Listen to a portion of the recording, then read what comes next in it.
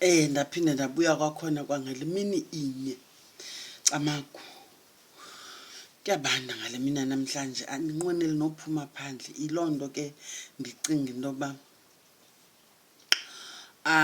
noba ndibe ndizisokolisa wethu ukubona mandithi ndingqengqa because iweather lena yona ithi ngene ezingubeni. Mandithi ke ndiyenza loo nto leyo ndibe noko ndiyigqibile ngani. Bahlekazi abahle basekhaya, zidwesha nezidweshakazi. Ndifuna sithethe bethunana ngomba wokuthwasa. Uthwasa isiXhosa, uthwasa umndawu. Abanye bathi lithongo elibomvu. Andizungena nzulu ekuthinini kwenziwa ntoni ngapha, akwenziwa ntoni ngapha. Ndicinga uba ofuna ukwahlula uyaya kwiividiyo zam. I think uqala kwam ungena apha kuYouTube, uqala kwam le channel kaNonkwenkwezi. Yenye yemiba ndandithetha ngezi stages zokuthwasa. Ungaya ke ngoku uyojonga kweza video. Kodwa ngoku into endifuna siyincokole yinto yokuba ngoba iba khona ingxaki endiyiqwalaselayo. Ufumanisa into yoba uba sekuxoxeni, uyeva, ngenxa yokungaqondi kuthi kwabanye bethu bantu abathwasileyo. Ufika amagqirha esilwa wodwa. Funeka ke ngoku wena ungene phakathi. Umzekelo, mna ndiligqirha elisithwasileyo isiXhosa, ndiligqirha eliwuthwasileyo umndawu. Ufike ke ngoku umzekelo kwintlombe yam yesiXhosa ndihanjelwe okanye ndivakashelwe ngamagqirha athwase isindawu kuphela okanye uMnguni kuphela.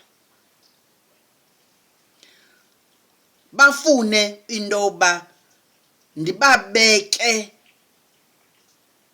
okanye ndibaphathe olu hlobo ndizawuphatha ngalo zakwethu aba thwase isiXhosa. Xa ndingakwazi ukwenza ngolo hlobo ibe ngathi ngoku ndithengisa ngabo. Bethunani, ndicinga uba mna le nto andazi uba ndingenza umzekelo ngantoni. Ewe, singamagqirha sonke, kodwa iimvaba zethu azifani. Umzekelo, angekhe ndisithi mna ndinxiba ibhatyi, ndingumama ebhatyi ecaweni yasekhaya, African Presbyterian Church, Presbyterian Church of Africa, ndawugqiba ndiyotya umthendeleko phi eKhatholika eRoma, because andiyazi imiqathango yala mthendeleko. Mhlawumbi andizukwazi usikoza ngale ndlela benza ngayo. Mhlawumbi mna ndizawutya ndime ngeenyawo bekumele uba ndiguqile, uyeva. Mhlawumbi ndiyahlafuna, umele uba uhlafunwa, uyayiva. Ithi loo nto sukuyintshatshela into ongayaziyo. Ewe, sikhonza sonke and sikhonza umntu omnye sonke, ngumRoma, ngumAfrika, sonke sikhonza uThixo. Sonke sithetha ngovuko likaYesu. Ndicinga uba yiwisile, ngumRoma, ngumrhabe, ngumwisile, ngumrhabe, ngumAfrika, zeziphi kanene, iTopiya, njalo njalo. Nalapha ke bugqirheni njalo. Sonke sithwasele amawethu, sithwasele iminyanya enebangwe egazini lethu. Kodwa iimvaba zethu azifani. Thina umzekelo apha kwaCamagu siyohlula sithi ngoku wena ungunoqala inkundla, unoqaba iyeza, hlala phaa ezantsi. Wena ungunomvuma kufa, nabaya abanye onomvuma kufa ambohlala phaa. Wena ungunosphuthumo, nabo nosphuthumo kweli cala. nabo nomgqabazo nangama-5 to onolugxa napha konolugxa baza kohlula into yoba wena ulithathe nini ulugxa. Ewe kaloku ngumbango wakwagqirha lowo, ngumbango wakwagqirha lowo. Ngoku ke ngoku wena uzawufika uyiphazamise le mvaba yethu singayazi uba sikufake ndawoni. Uyayiva? Ithi loo nto leyo yamkela olu hlobo thina sizawukwamkela ngalo. Sikuhloniphi into buligqirha, kodwa apha ebugqirheni awukho kule mvaba yethu. Siza kuhlonipha njengomntu omkhulu ngoba uhamba nabantu abakhulu, but sukulindela into yoba sikwenza ingathi ngomnye wale mvaba yethu, ngoba wena usangena emnyango awungeni ngolu hlobo thina singena ngalo. Ndikhe ndasemgodusweni ngenye imini kulaa mhlaba waseKhobonqaba eAdelaide. Kwakukubi apho ngoba kuzobizwa mna kuthiwa Dlamini nangamagqirha omndawu afuna ukwamkelwa. Ngoku ndintoni mna apho ningawamkeli nje? Hayi, ingxaki asazi thina bamkelwa njani, bathi bamkelwe egeyithini. Egeyithini? Ndaqonda uba andiyazi ke ngoku nalapha eMngunini olu hlobo baza ngalo. Masihambeni magqirha sikhe siyomame siyosabela uba bathini kanye kanye. Sifika kuguqiwe egeyithini, kungugobela, kungulithwasa, kuguqiwe kugaqiwe ngumntu wonke. Kuqatyiwe imbolo ebomvu ngumntu wonke, kwasagobela lowo, bajinga inyongo, nogobela ujinga inyongo. Hayi, ndiqonda ndi-lost man. Ingononyongo nje aba. Ononyongo kaloku mabamkelwe ngabanonyongo ke at least. Uyayiva? Onomvuma kufa apha kuthi ke esiXhoseni. Andicalucaluli xa nditshoyo. Ndicinga uba mna akakho ugobela ogqibileyo osajinga inyongo.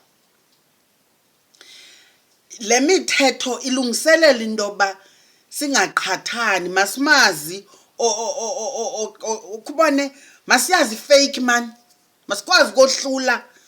Ngoba kaloku ubana ngaba ngoku uzawuthi gqi wena ngenxa yobunetshoba lenkonkoni uthi gqi emagqirheni uthi ligqirha nam.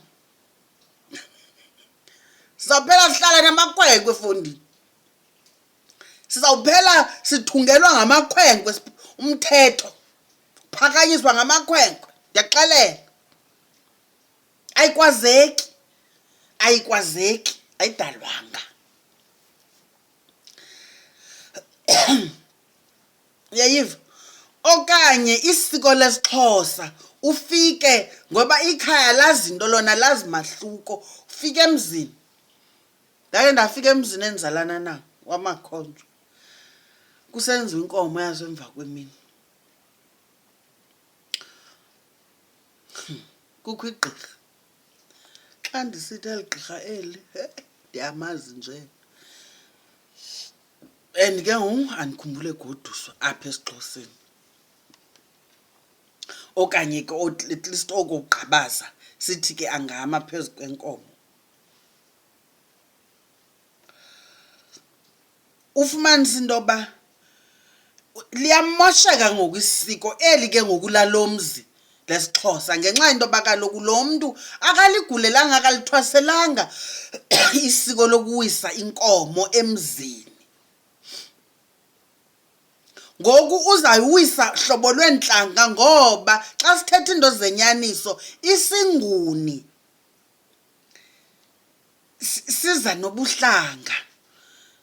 Isinguna sinyangwa ngesiko lesiXhosa. Ndiyeva nje bhayi nasetinarha kuthiwe xa kunyangwa isinguni kuthiwe lithongo elibomvu, kuthiwe kuyafukanyiswa, kuthiwe kukho imvuma kufa kwithongo elibomvu, kuthiwe kuyagqabazwa kwalapha kweli thongo elibomvu. Isisinguni. Isinguni kaloku singathi nguni, siyilanda emva, siyisuse emva ngoku. Uyayiva? Eli lisiko elisuka eSwatini, eMndawini, eMozambique. You understand? Lisuka le entla. Abantu balo abalaziyo kakuhle ncakasane kwaSotshangane, eMpumalanga, zizwe ezo ndawo zaMndawu njalo njalo. Uyabona pha abazi kwanto ekuthiwa imvuma kufa, abazi kwanto ekuthiwa imfukamo, abazi kwanto ekuthiwa ngumgqabazo. Khawuzibuze ke ngoku wena mXhosa ozawuthi uthwasiswa isinguni nesindawo kuthiwe kukho imfukamo kweli thongo lakho. Kodwa umuntu ozawulithwasa ncakasane kokwalo abazani nanto yamfukamo phayana. Ithi loo nto leyo bubuxoki bobuvuvu. Bethunani, masingakonqeni ukuthwasa. Ukubana ngaba ufuna iwonga lokuhlala namagqirha athwasileyo, thwasa ngokufanelekileyo. Ngeke uyowisa inkomo emzini ngethoba lenkonkoni.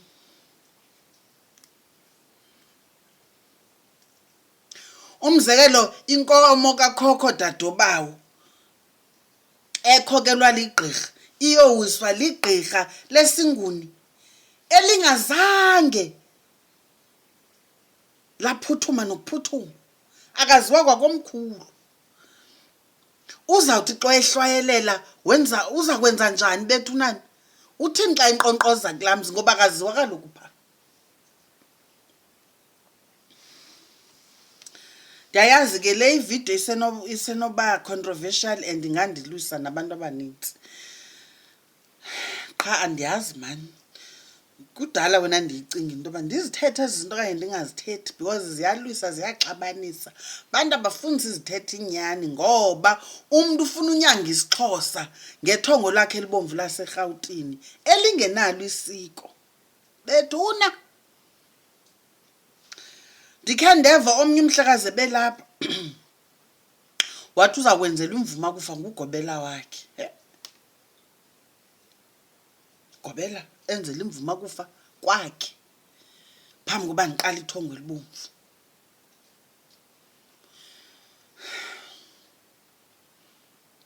Kutheni ngenziwa kokwenu imvuma kufa? Awuvuma ukufa kwakokwenu, kutheni uzawukuvuma kwagobela? Masivuleni amehlo singekalahlekelwa. Ndiyacela bethunani, ezinye izinto mani khawukuhlala uzikise ukucinga, khawuyiphande into, khawubuze nakwabaphambili. Hayi kakubi, kungaliwa. Ayilwisi le nto lena. Ayilwisi. Into kunayo nje ifuna into yoba umntu ayizolele. You know? Into xa ulubizo lwakho, hamba ngale ndlela ubizwe ngayo. Ungathi ke ngoku xa uparafiniwe ngaphaya, waparafinwe eRhawutini, wawaste imali eninzi, uqonda uba nawe basathwasa ngoku. Ndenzawuyenza, mandisike ndibele igqirha kube kanye qha uyothenga iintsimbi eziyi-blue nezimhlophe ongakhange uzithwasele. Siza kubona mos ekugqibeleni. And uzawuqhinga emzini, uzawumisa isiko lomzi ngenxa nje yongafuni ukuthwasa ngokusenyanisweni. Rite of passage.